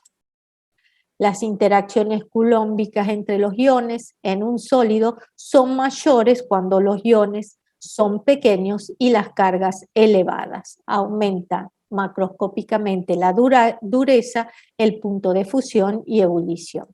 Y son solubles en agua. ¿Se acuerdan que el agua puede separar los iones justamente porque tiene la fuerza suficiente como para separarlos y formar una solución? Estas serían las propiedades que poseen los sólidos iónicos. Que no sean entes discretos es que no formen moléculas. Eso me acaban de preguntar. Y bueno, y ahora seguimos a grandes rasgos a los compuestos covalentes, que ya vimos que están formados por no metales. Aquí vemos, por ejemplo, el dióxido de carbono, o habíamos visto el agua, o un compuesto, digamos, orgánico más complejo, ¿sí? Como puede ser el cianuro de metilo, ¿sí? Uno de los nombres que se les puede dar. Y la estabilidad está dada porque se comparten pares de electrones.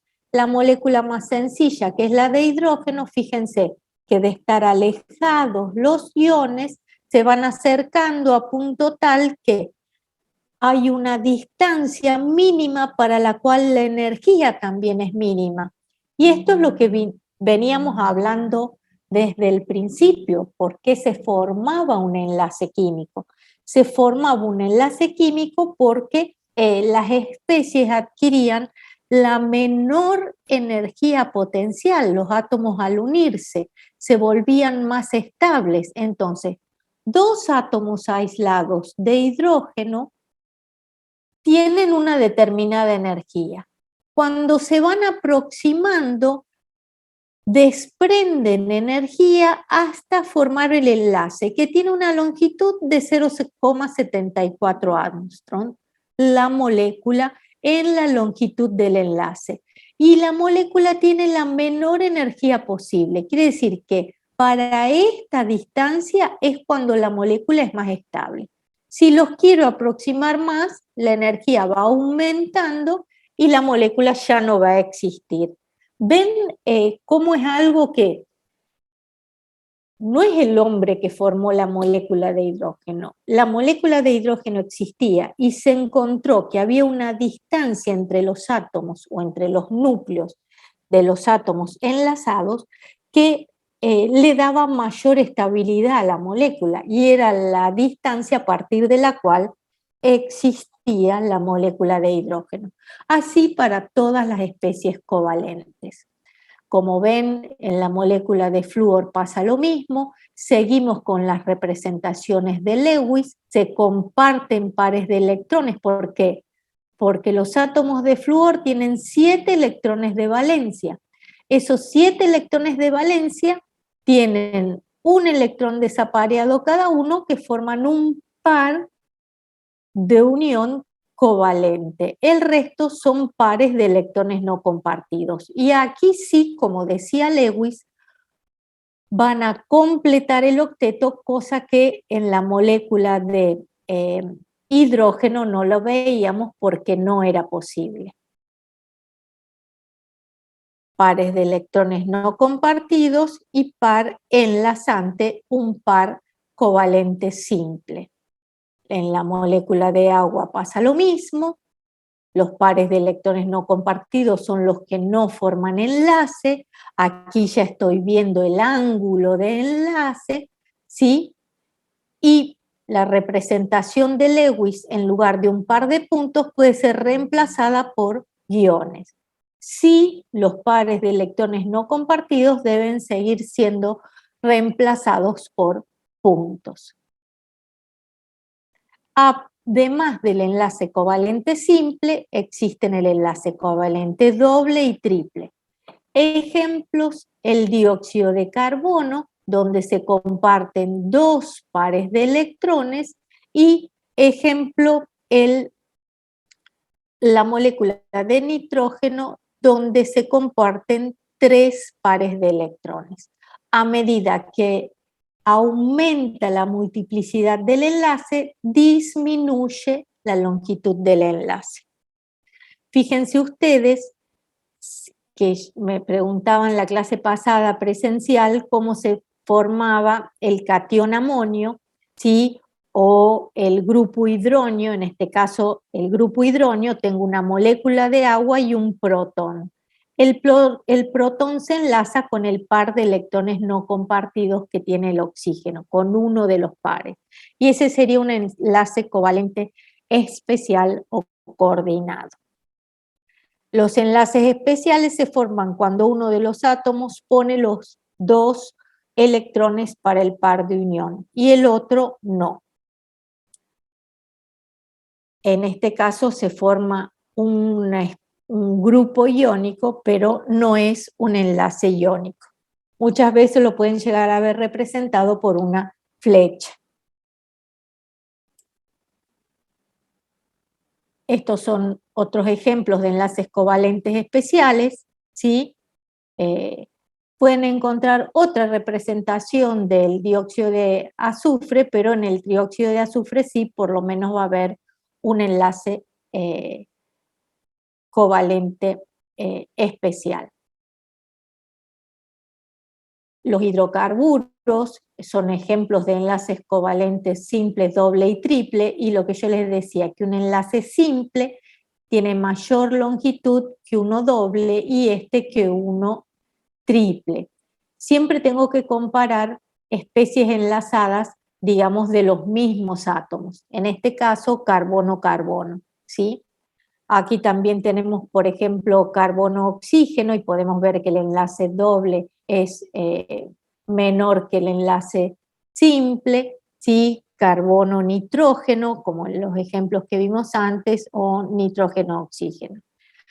La longitud del enlace aumenta a medida que disminuye la multiplicidad. Y aquí estamos viendo lo que sería la longitud del enlace, que serían 2 radios atómicos covalentes, ¿sí? La distancia entre los núcleos, esa es la longitud del enlace, la distancia entre los núcleos. La energía de enlace, que es la energía, en este caso para un compuesto covalente, necesaria para separar un mol del compuesto gaseoso en sus átomos, en este caso no en sus iones, en forma gaseosa, y podemos ver que la energía del enlace aumenta a medida que aumenta la multiplicidad del enlace. Y lo último que me queda para darles es, ¿cómo van ustedes a formar una molécula en un compuesto covalente? A través de la fórmula de Lewis, digamos, cómo van a hacer la representación de Lewis de ese compuesto covalente. Bueno, lo que tienen que tener en cuenta, primero de todo, es las cantidades de electrones que tienen los átomos que van a enlazar. Fíjense en este caso. La molécula de flúor, ¿sí? Son 2 átomos de flúor que tienen 7 electrones de valencia cada uno. Matemáticamente podemos decir, ¿cuántos son los electrones compartidos que tengo? Se calculan los electrones compartidos a partir de los electrones necesarios para completar el octeto, siempre que esa especie pueda completar el octeto, menos los electrones disponibles, que serían los electrones de valencia de cada uno. Yendo al ejemplo del flúor, fíjense que tenemos que los electrones necesarios, el flúor pertenece cada átomo al grupo 7A o 17, significa que tiene 7 electrones de valencia. Puede completar su octeto. Entonces son 2 átomos de flúor que pueden completar su octeto, son 16 electrones necesarios para completar el octeto de cada uno de los átomos que van a formar la molécula de flúor. Y los electrones disponibles son los que en realidad tiene la especie de valencia. Como pertenecen al grupo 7A o 17, tienen 7 electrones de valencia. Son 2 átomos con 7 electrones de valencia, 14 electrones disponibles. La resta, que es lo que me dice cantidad de electrones compartidos, es los necesarios menos los disponibles, 16 menos 14 me da 2 electrones compartidos. Esos son los 2 electrones que van a formar un enlace covalente en la molécula de flúor. Esa es una herramienta para decir cómo formo la molécula de un compuesto covalente. Para formar y estar seguro de que la molécula es o tiene la representación de Lewis más probable, aparte de la cantidad de electrones compartidos a través de los necesarios menos los disponibles, analizamos las cargas formales. Las cargas formales son aquellas que me dan para cada átomo en una molécula lo más próximo a 0 o un número próximo a 0. En este caso vamos a un ejemplo. La carga formal es el número de electrones de valencia menos el número de electrones no enlazados menos el número de enlaces dividido 2, o definido de otro modo, el grupo del átomo al cual pertenece el átomo menos el número de enlaces formados menos el número de electrones compartidos. Cualquiera de las 2 fórmulas que quieran utilizar está bien. Optemos por esta última y veamos un ejemplo. La molécula de agua. La molécula de agua tengo 2 átomos de hidrógeno y un átomo de oxígeno. La cantidad de electrones compartidos serán los necesarios menos los disponibles. Los necesarios son los que puedan completar el octeto. En este caso, el único que puede completar el octeto es el oxígeno, ¿estamos de acuerdo? Porque el hidrógeno lo único que puede hacer es rodearse de 2 electrones, que nunca se va a poder rodear de 8. ¿Por qué? Porque el hidrógeno tiene un electrón de valencia y a lo sumo puede completar ese orbital rodeándose de 2 electrones. Entonces la cantidad de electrones necesarios es 2 por 2 átomos de hidrógeno por 2 electrones como máximo que pueden tener cada átomo más un átomo de oxígeno por los 8 electrones que puede llegar a tener el oxígeno rodeándolo. En cuanto a los electrones disponibles, es función de su grupo porque son los electrones de valencia. El hidrógeno tiene uno solo, 1 por 2 átomos de hidrógeno más. El oxígeno tiene 6 electrones de valencia por un solo átomo de oxígeno, me da 8 electrones disponibles. 12 necesarios menos 8 disponibles me da 4 electrones compartidos. 4 electrones compartidos serían 2 enlaces que forma el oxígeno con el hidrógeno. Son 2 enlaces, oxígeno-hidrógeno en la molécula de agua. Si 4 son los que comparten, que forman 2 enlaces, de los 8 que hay, me van a quedar otros 4 no compartidos. Y veo que estén esos 4 no compartidos. Así se forma simétricamente el esquema o la estructura de Lewis de una molécula de agua, ¿sí? En general, el átomo central debe ser el menos electronegativo o el más electropositivo. En este caso es una excepción. Y las cargas formales serían, para el hidrógeno pertenece al grupo 1, menos el número de enlaces, 1. ¿Tiene electrones no compartidos? No. 1, menos 1, menos 0, 0. En el caso del oxígeno, electrones de valencia o grupo al que pertenece, 6, menos enlaces, 2. Menos, porque es más, precedido por el signo menos 4 electrones no compartidos, 0. Las cargas formales me dan 0. Quiere decir que esta es la estructura más probable de la molécula de agua. Bueno, con esto cierro. Me pasé unos minutitos, pero quería darle un poco más de herramientas para la próxima clase. ¿Sí?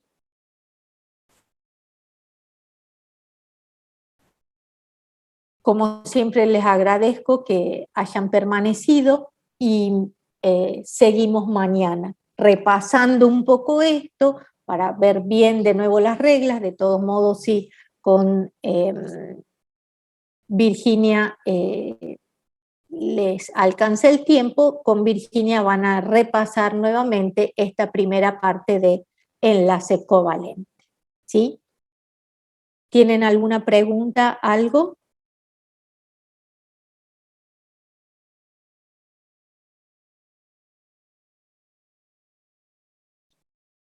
Muy bien. Hasta mañana entonces.